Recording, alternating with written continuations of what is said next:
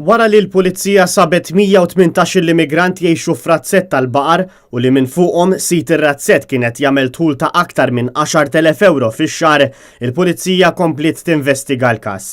Iżda mistoqsija li qajmu numru kbir ta' nies kienet fejn marru jgħixu dawn il-persuni wara li telqu mir-razzett. Net News għamel kuntatt ma' wħud minn dawn l-immigranti li qalu li kienu komdi bil-post fejn kienu qegħdin jgħixu u li l-kundizzjonijiet ma kinux mill-ar kif ġie rrappurtat. Dikjarazzjoni li tikkuntrasta ma' dak li qalu uffiċjal tal-Awtorità tal-Ippjanar dakinhar li seħħ l-infurzar. F'artiklu sar magħruf li The Times of Malta wkoll għamlet kuntatt ma' xi persuni li kienu qegħdin jgħixu f'dan ir-razzett fejn dawn żiedu li l-persuna li kien qed jieħu ħsieb ir-razzett ma kienx bniedem ħażin għaliex għalihom kienet kirja normali u kienu komdi jgħixu fl-istalel tal-baqar. Ma' The Times huma saħqu li l-problema ma kienx sit ir-razzett iżda s-sistema hekk kif issa dawn spiċċaw bla saqaf fuq rashom. Minkejja li dan ir-rejd sar nhar it-tnejn li għadda rapporti fil-midja dwar dan ir-razzett li fih kienu qegħdin jgħixu l-immigranti ġew ippubblikati aktar minn 5 xhur ilu. Kienet il-Gazzetta t-Torċa l-ewwel li ppubblikat rapport li fih issemma kif razzett abbandonat kien inbidel f'residenza għall-immigranti Afrikani li ma kinux jifilħu jikru postijiet aktar dinjitużi.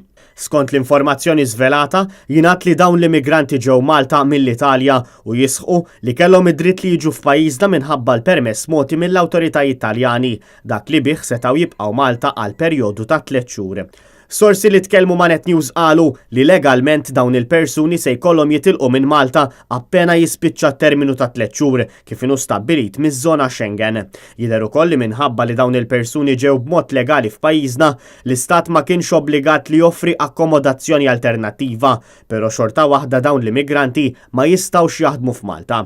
Sorsi fil-medja qed jirrappurtaw li bħalissa l-Pulizija qed tinvestiga dan il-każ u għal dan il-għan qed jiġi interrogat raġel Malti li kien fuq il-post meta seħħ ir-rejd tal-Pulizija.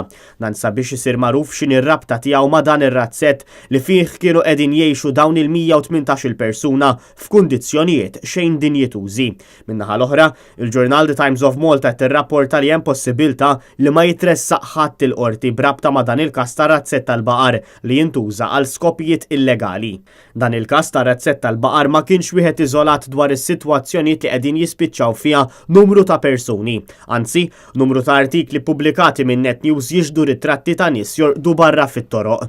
Issa, każ ġdid li ġie żvelat u brabta ma' persuni li qegħdin jgħixu f'kundizzjonijiet mill-ar fil-bini abbandunat tal-White Rocks f'Baħar iċ-Ċaq u li qed jintuża minn numru ta' nies bħala kenn għal matul il-lejl hekk kif dawn m'għandhomx saqaf fuq rashom.